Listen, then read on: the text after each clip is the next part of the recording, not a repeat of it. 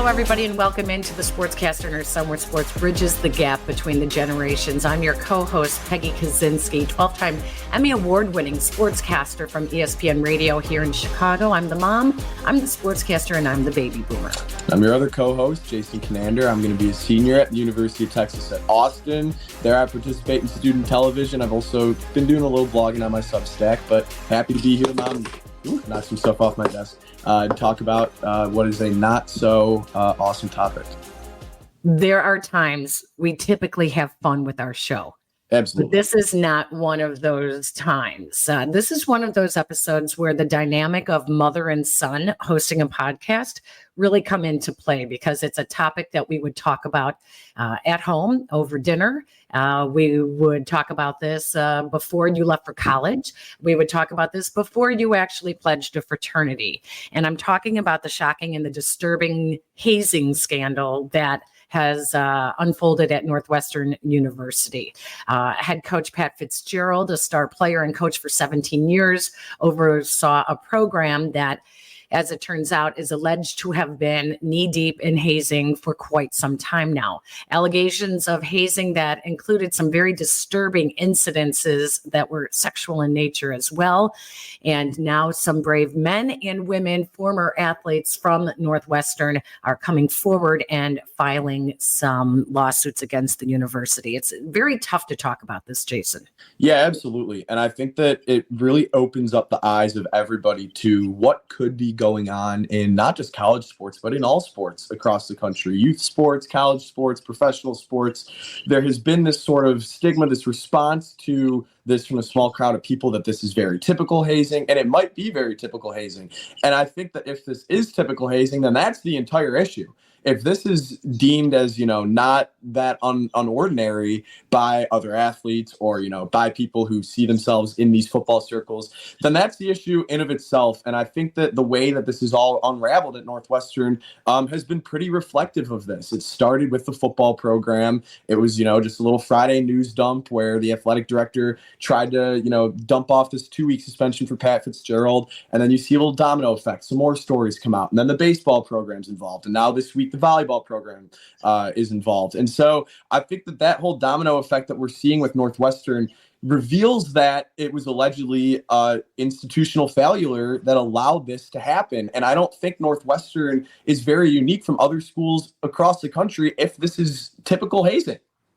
Jason's referring to July 7th, when the school announced, while Coach Fitzgerald was basically on vacation for summer break and there was no football activity, that he was suspended 2 weeks for a school's investigation that found hazing allegations by 11 current or former players. The very next day, the student newspaper at Northwestern, the Daily Northwestern, followed up with details of hazing-related activities inside the football locker room and the wrestling locker room at Kenosha, where they would have their what they called Camp Kenosha. It was their camp before the school year started. And in that, it included forced participation of nudity between quarterback and centers taking a snap, naked pull-ups, something they called the car wash, with offensive linemen being naked, lathering up in soap, and then standing side by side by the showers, the entrance to the showers, while turning round and round like a car wash, so that players would have to rub against them in order to get by. Those were the details that the student newspaper were able to uncover the next day. 2 days later, the university president, Michael Schill, then changed Fitzgerald's suspension to a firing. And as Jason just noted, since then, more and more details keep coming forward. 3 days after that, the university fired the baseball coach, Jim Foster, for bullying and abusive behavior. The university announced yet another investigation to evaluate the school's accountability measures, and the lawsuits have come filing in. I just want to read this, Jason. The state of Illinois does have a hazing law, and not every state does, but the state of Illinois does. And it says a person commits hazing when he or she knowingly requires the performance of an act by a student or other person in school, college, university, or other educational institution for the purpose of induction or admission into any group, organization, or society. If one, the act is not sanctioned or authorized by that educational institution, and two, the act results in bodily harm to any person. The sentence for hazing in the state of Illinois is a Class A misdemeanor, except that hazing that results in death or great bodily harm would be a Class 5 felony. So it is against the law, and you can even look at any college handbook for student handbooks, which I was easily able to find Northwestern's online, and they have a detailed list of hazing, how it is defined, what is not allowed. And so I won't go through all that, but it's interesting to note that the university did admit that hazing did went on. The question is, what did they do about it, if anything, and did they do enough? Yeah, I mean, it doesn't seem like they did a whole lot about it. And I think that the whole, the real story here is holding people accountable. And what we have found out through our research and through the way the news has unfolded is this is something that's been happening for a very long time. I mean, Pat Fitzgerald is regarded as one of the greatest players in Northwestern football history. And then he joined the staff, and then he became the head coach. And so to think about the years, the decades of involvement that he had in the program, and to think that he was the one that was overlooking all of this, definitely kind of reveals a potential truth that this could have been going on at the school for decades. And to think about the laundry list of victims in that case is just, I mean, it makes you shudder. It's scary. And I'm almost surprised that more states don't have an anti-hazing law, because it seems like something that should be pretty obviously against the law, pretty obviously wrong. And I think another interesting angle of this is the student handbook. The hazing probably refers a little bit more to, or it's probably catered a little bit more to, Greek life organizations. I understand Greek life isn't very big at Northwestern. Other student organizations. I think that people sometimes view the sports, at least the big ones on campus, football and basketball, as like a separate entity from these other clubs, other school-sponsored activities, because they make the money of professional organizations. And so the way that these programs, these athletic programs, now that so many are being dragged into it, so many sports and potentially more schools after this are being dragged into it, the way that everybody is held accountable is going to be the most interesting aspect of the story for me. So that'll definitely be something to keep an eye on as more lawsuits are filed, as these play themselves out in court. Obviously, it's going to be a multi-year process, but seeing the way that everything is tied up at the end will be super interesting for me. Jason Councils, Patrick Salvi, and Jennifer Cascio are joining us right now to try to help shed some light on a really difficult topic for a lot of people here. Thank you for joining us, both of you. We appreciate it. And maybe, Patrick, if you can help give us the latest. It seems like every day something else is happening with the hazing scandal at Northwestern, and more athletes seem to be coming forward. The most recent, what I believe, is the volleyball accuser at this point. Yeah, sure. Well, Peggy and Jason, thanks for having us on. Well, what we're really seeing since the announcement of Pat Fitzgerald's suspension and then subsequent firing is that things continue to trickle out. Not just from the football program, but from outside the football program and in other sports. And so, Peggy, you referenced the volleyball player that is now, at the moment, the accurate way to put it procedurally is she's filed her petition to file her case as a Jane Doe that requires court approval, which we're in the process of seeking, but we have the complaint drafted in the form that we expect to file it, and that's been submitted to the court. And so that lawsuit will get going along with the other John Doe lawsuits that we've filed. And of course, there's other firms that have filed cases as well, including some cases for individuals who have not sought to file as John or Jane Doe, such as Mr. Yates. But what we're learning as the investigation and as more information comes out as it all unfolds, because it's rapidly evolving, is that really the feeling we're getting and everything we're hearing suggests that the culture within the university and the athletics department was such that any punishments, if there were any, that's assuming people felt safe enough to come forward and report hazing, abuse, or other acts within the athletic department, including certain acts of sexual violence and sexual harassment and racial discrimination, that to the extent they were willing to come forward, that if anything was done, and it wasn't always that something was done, what would follow would ultimately make it feel like what was done was just checking boxes. So I'll use the volleyball example. Coach Shane Davis, as I understand it, was suspended for a short period of time in the 2021 spring season, which was kind of the makeup for the COVID season. And then they canceled some games. They did anti-hazing training. And then what followed was persistent retaliation in the form of essentially excommunication, where Coach Davis would not talk to this player, would not coach her, and essentially isolated her. And that's hardly how someone who has been hazed, and again, from our client's recount, it was determined to be a hazing incident.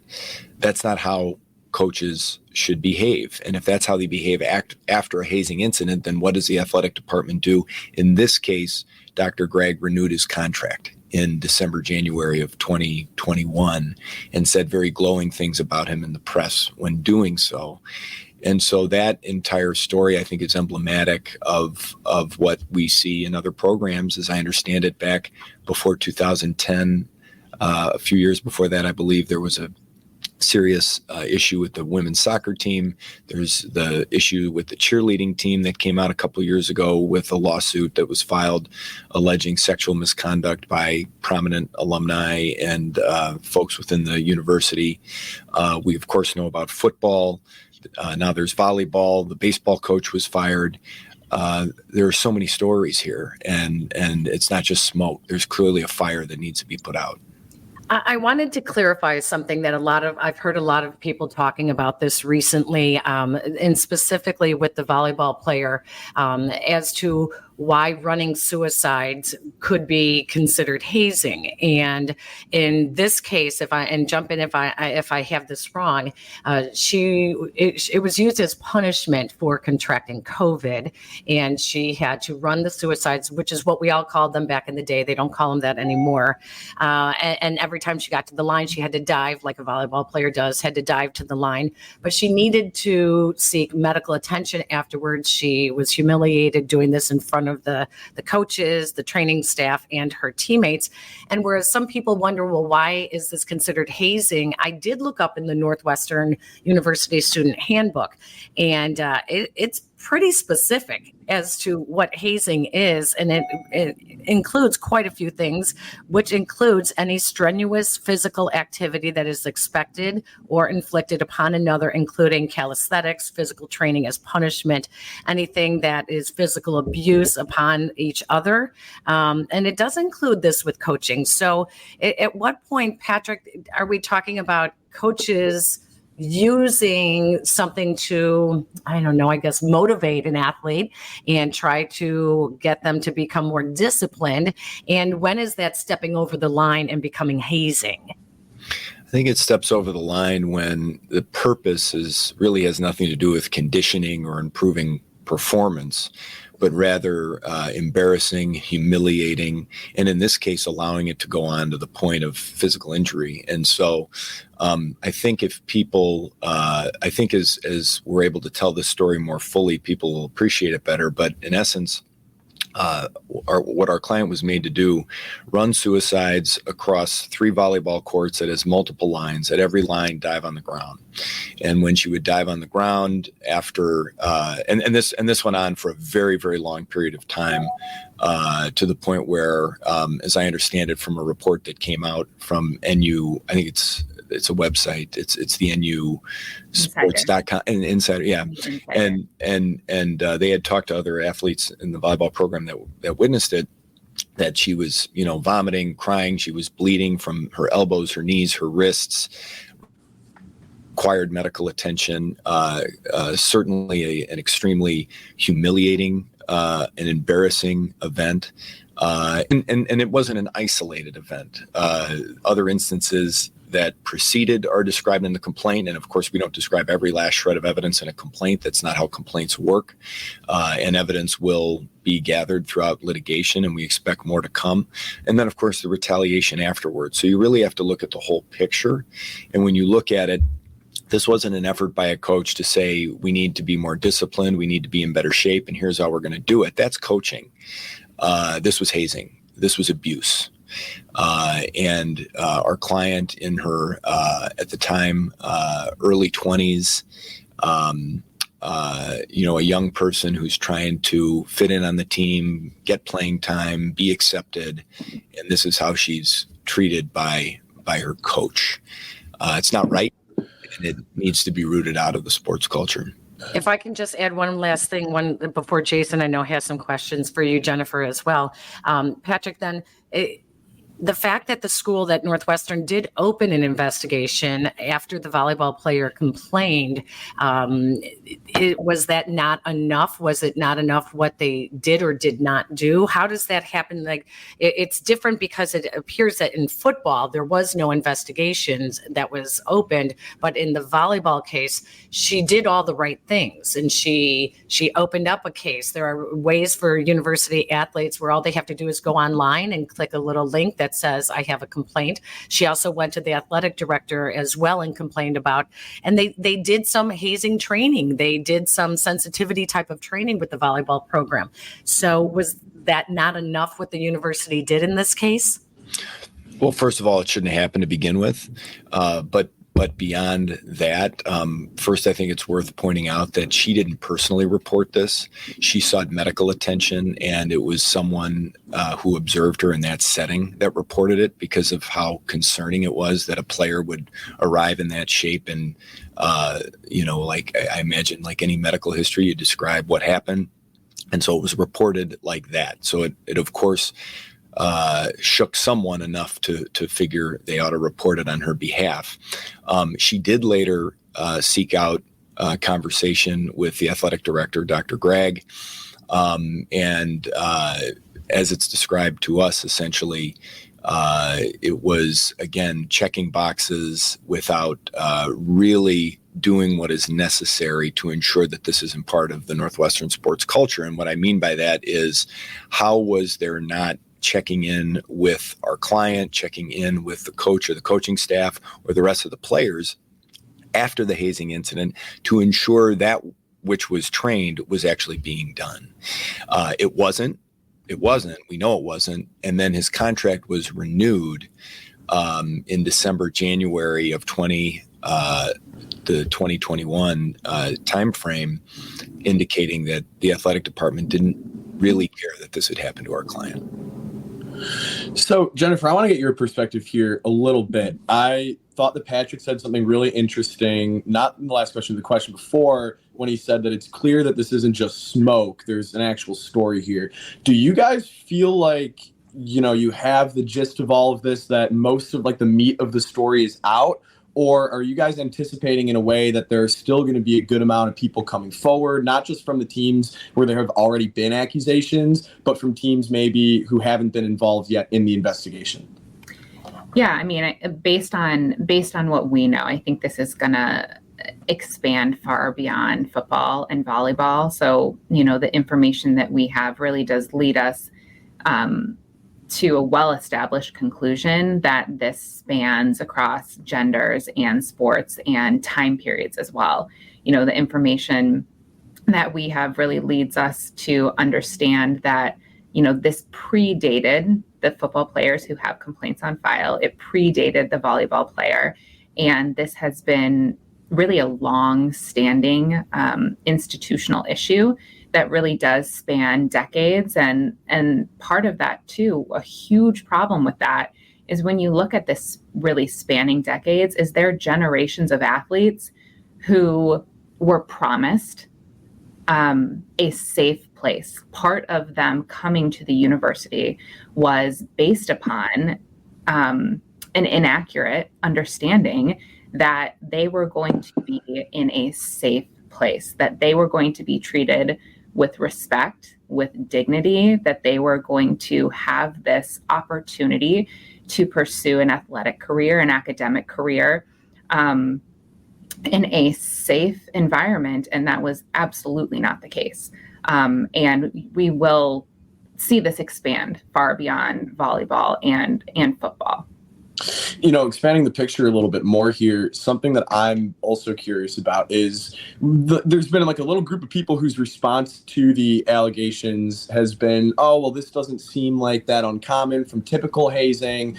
And my response to that is, well, if that's typical hazing, then I would think that other schools would have a very similar issue. Is there sort of that feeling? Is there an anticipation that, we're going to see a little bit of a domino effect with other schools, other athletic programs across the country?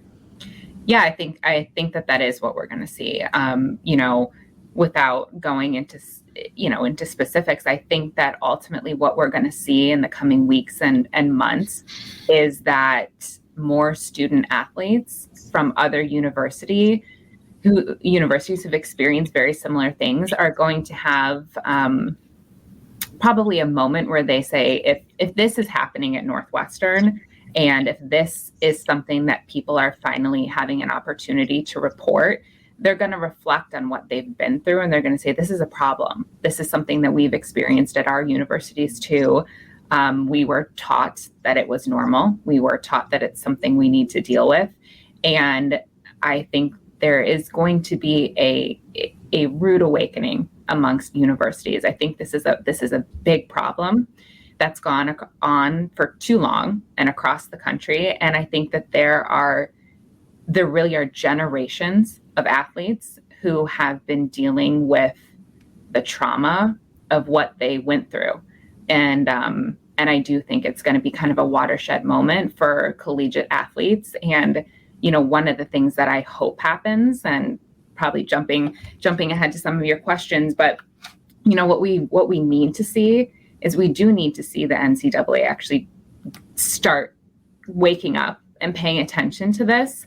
They have strict policies on hazing. And one of the issues we're seeing here is a lot of this is the universities keep this in the dark. The university here, Northwestern, came out in response to Jane Doe's complaint and said, yes, we confirmed there was a hazing incident. There was a hazing incident. We deemed it to be hazing in 2021. Well, what were the far-reaching implications of that? Did anything happen? Was there involvement beyond the university, or was there not, because they weren't transparent in reporting that there was a hazing incident at the university? You bring up a great point. Where is the Big Ten? Where is the conference in this? And where is the NCAA? Have either of you been in any kind of contact with either organization, and why are they not also included in any of the legal actions? Sure. So we're not in contact with the NCAA or the Big Ten. As of right now, we don't have reason to believe that information stemming from the specific allegations of abuse and hazing that we've heard from Northwestern student athletes got to those institutions. That doesn't mean we aren't going to keep our eye open as to how that exactly works when we're talking about, for example, the hazing incident that was confirmed as a hazing incident of the volleyball player, client of ours, and whether or not the Big Ten or the NCAA ever knew about that or should have. And so we're going to be keeping our eye out, but at this point, we're focused on the culture within Northwestern. And I think it bears mentioning that when these folks show up to college as 17, 18, typically year-old kids. I mean, let's I get it. You're 18, you can vote, you can buy cigarettes, you can go to war, but you're a kid. And you show up at college, you show up and you're with these other phenomenal athletes. You want to gain acceptance. You want to play. You want your coach to like you. You want to do what's necessary to be a part of the team. And you haven't had an experience of college athletics. This is your first. And you show up and you're subjected to some of the abhorrent things we heard about the football program. We know within the last year, Coach Foster at the baseball team was fired for bullying and intimidation. We've heard stories about what happened with the cheerleaders. We've heard stories about what happened with the women's soccer team. We've heard personal stories from clients or prospective clients from other sports. And it just breaks my heart that this is like normal, as if in our law firm, if we subjected somebody to something like that could ever fly. And yet we're doing it to kids to win games. That's what we got to end. That's what's got to end. I don't understand when hazing became sexual. I remember when I was a reporter at NBC5 in Chicago, stories at Lake Zurich High School and Wheaton College. And I think I had a list last week of at least 6 high schools and small colleges in the Chicagoland area who all went through hazing scandals. All of them had sexual overtones. And I thought, isn't this criminal? Isn't it sexual abuse? Is this not just a way of uniting and bringing teams together? But it seems to me that it's criminal as well. Why no criminal charges? Why have there not been any criminal charges filed? It's a great question. Illinois specifically. So Illinois has an anti-hazing law. Hazing in general is illegal. It's illegal in Illinois. So even if you're talking about sexual assault, those are crimes. Hazing, if it's deemed to be hazing, that's a crime in Illinois. And I think the unfortunate answer to that is that I think there's a lack of awareness as to how widespread this really is. I think, in my opinion, if you have one well-known incident, you should be looking into the criminal side of it. One victim should be enough. That enough is enough. That should be looked into criminally. But you're right. It's not. We haven't seen this cross over into the criminal arena. And one problem, as I mentioned, is that I think there's not a good enough view of what the scope of this is. How big is this? How many victims are there? What are the types of things that they're actually going through? But then on top of that, what we're seeing now and what we've seen in the past is when people talk about hazing, there's kind of a visceral reaction. There's a deep divide on how people think about hazing. It's very divisive. It is very divisive. Do I think it's okay? Do I think it should go on anyway? And people have very strong opinions. And I do think, unfortunately, that probably plays a role into the reaction that whether it's prosecutors or politicians, I think there's a real problem in the way that we view hazing. If we think it's part of a sports culture, that's something that we need to get over quickly. We need to move past the fact that this is just part of sports because, there's issues with training. There's issues with coaches being tough. I was an athlete from a very young age and I was a gymnast, and I can look back and I can think, okay, at 6, maybe should I have had coaches who didn't say X, Y, and Z or weren't pushing me so hard? That's a separate conversation. I never had a situation to where I felt intimidated or in fear for my physical safety. I never had this crossover into a point where the emotional distress was so severe, that it was causing other issues. And I think people just tend to think coaches need to do what coaches need to do for their team to succeed. And if you are not willing to be kind of tough enough, which is what a lot of people think, then maybe this isn't right for you. And we really need to move past that kind of that thought process with sports. And I think there needs to be a real understanding that hazing's a crime. It can have traumatic effects on people for years. It's not the way that student athletes, adult athletes, anyone should be treated. And it's criminal. And on top of that, look, if you want to get into the psychology behind it, if you want people to perform their best, this is not the right way to go about it, beyond the fact that it's criminal and it's abusive. But if the goal is for people to bond and to perform at their highest level, this is the antithesis of how to get to that point.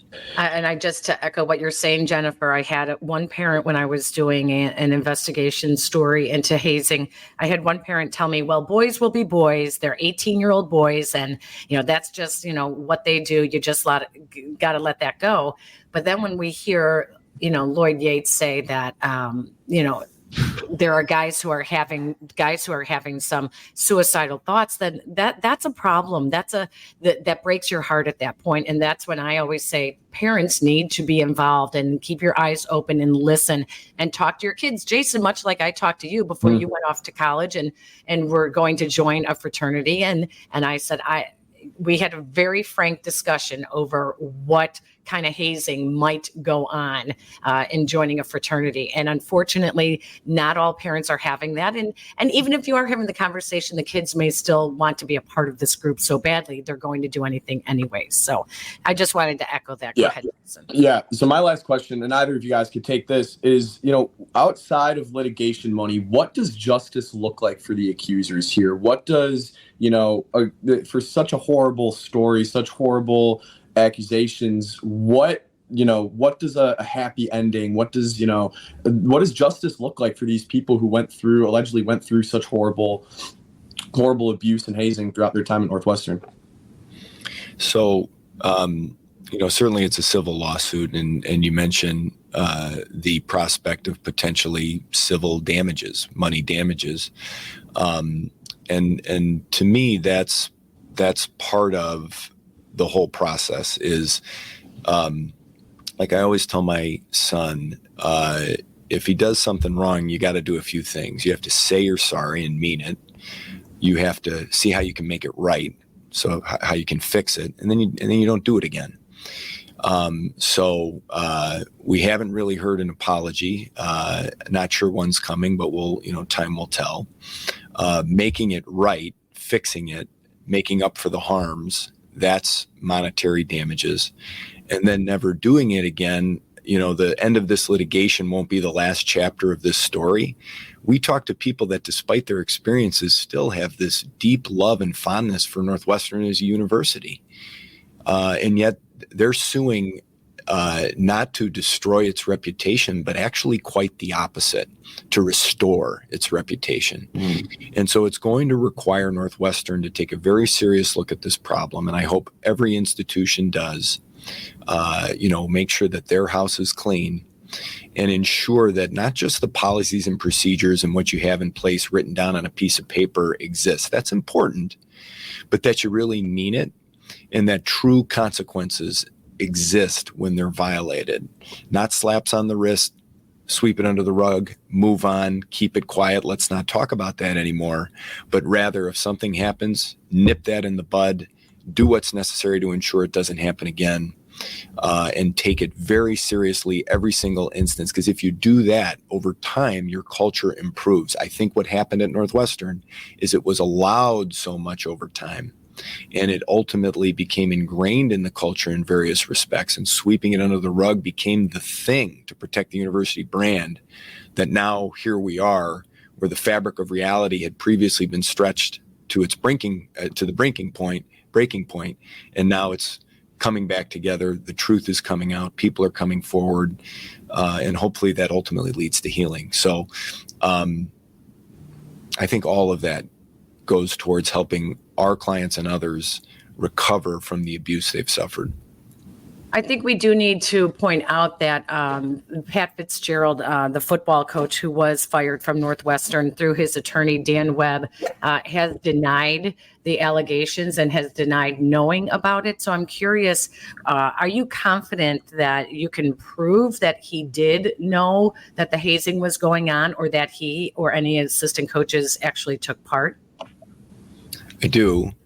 I think that when everything unfolds, so in terms of the various stories that so many players have told, the fact that Pat Fitzgerald hasn't only been the coach for the last 17 years, but also was an assistant coach before that and played at Northwestern under Gary Barnett, who very unceremoniously was fired from Colorado because there were significant problems within his program at Colorado.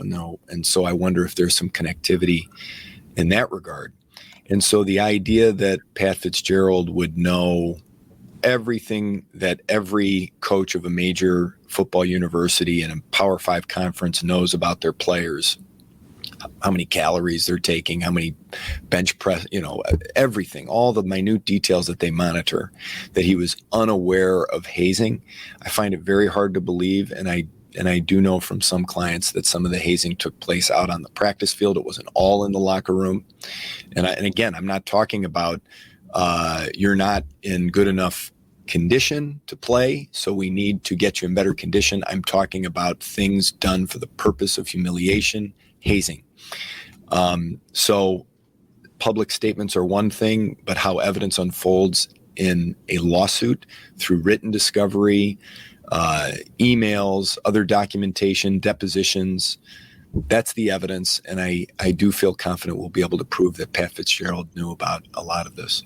And then my last question is, why are the students that did the hazing not included in these lawsuits? Can you explain that? And I know that Lloyd Yates did address that, saying that maybe they didn't understand what they were doing as much because it was a cultural thing that had been passed down over the years. But could either of you address why not include the students who actually did the hazing as well? Yeah,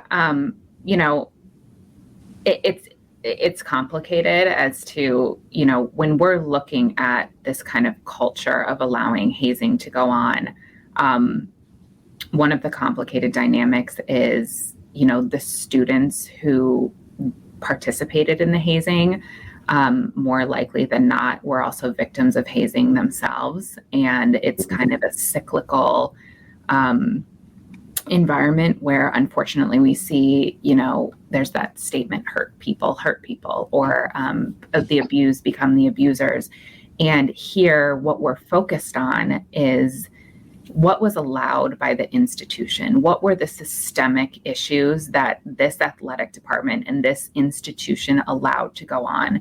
So to focus and kind of change the narrative and say, well, this was student-led or, students participated in it, really takes away from the bigger story here, which really is that the university allowed, condoned, and even promoted and at points actively engaged in this hazing and perpetuating this culture of hazing. And so to go after students, that most likely were victims themselves is just it's not really part of the bigger issue here. And it's not really our focus. Our focus is, why did the institution allow this for decades? Why were they condoning it, promoting it, and actively participating in it?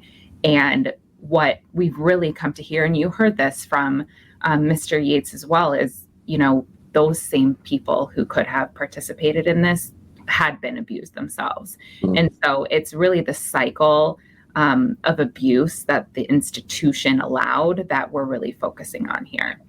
Civil rights attorney Ben Crump, who is also involved in some of the litigation, has said that he foresees as many as 30 more lawsuits. And I'm wondering if either of you would comment on, you think that the numbers are going to go up with the number of lawsuits that will be filed in the coming weeks? Yeah, the number will definitely go up in the coming weeks. How high and how rapidly, I think, remains to be seen, because there still remains a chilling effect. We've talked to a lot of people that really struggle with whether or not they want to go forward with this. Not because they don't feel like they were abused, they do, but because of all the pressures that exist that serve to prevent them, and that have until now served to prevent them from coming forward. And so there's certainly a dynamic here where the football program being called out, that's big news, because it's the football program. That's the most prominent NCAA sport by far when you look at revenue and TV viewing. And so because it is football, that thankfully has provided cover not just for other football players from other sports. And now I think there are a lot of people that played at Northwestern over the years sitting back and thinking, this happened to me. It was wrong. But what are the repercussions if I come forward? Because I feel like I should, but it's hard. And we understand that. And we're trying to work through that with people. And as we do, I do believe that the number of lawsuits will continue to increase. Where exactly it goes, we'll have to wait and see. Patrick Salvi and Jennifer Cascio, thank you so much for taking the time to join us and to shed some light on, how the whole hazing scandal came to be and where it may be headed. You have your hands full. Thank you very much for joining us. Thank you for having us. Yeah, thank you, Peggy and Jason. Well, we want to thank our counsels for joining us from the law firm of Salvi, Shostak, and Pritchard, along with co-counsels from the Steiner law firm. Parker Steiner was not able to join us, but also Pulaski and Kirker, PLLC as well. They have filed 4 lawsuits so far on behalf of former athletes at Northwestern, football, volleyball, baseball, and softball, regarding the hazing allegations. Jason, I don't think we need to have any predictions in this episode. Pretty serious topic at this point. Let's just hope that prediction-wise and final thought-wise, that people keep their eyes open, say something. If you see something, say something, and think about what you're doing, and don't be afraid to step up. Absolutely. Well said, Mom. All right. We want to thank everyone for joining us today as well. Thank you to our counsels, Patrick Salvi and Jennifer Cascio, for joining us. You can check us out on YouTube, and where else, Jason? Check us out on YouTube, Sportscaster and Son. I think it's actually like the Chicago Sportscaster and Son podcast, but you can find it if you type in our name. Twitter at TSAHS Pod. You can follow me on Twitter at Jason Canander. You can follow my mom on Twitter at Peggy Kaczynski. And if you like our show, please like, rate, and subscribe. Anywhere that you get your audio, you can find us, listen, like, rate, subscribe. Doesn't matter where it is. I promise you it helps us. My favorite place to listen to the show is ESPN Chicago app, but I promise anywhere you get your podcast audio, you can find us. And thanks to Jake Cantu, who is our producer at the ESPN Chicago app as well. That's where the audio version of the podcast can be found. Thank you all for joining us for this episode. Jason, good job on doing your research for this one and setting up the interviews as well. Let's call this one a wrap and hope that our next episode is something a little bit lighter that we can talk about. Hey, I don't know, Mom. It's the Chicago White Sox trade deadline. It's not, I know it's not pretty. Not to be pretty. Thank you, everybody. Take care. So long.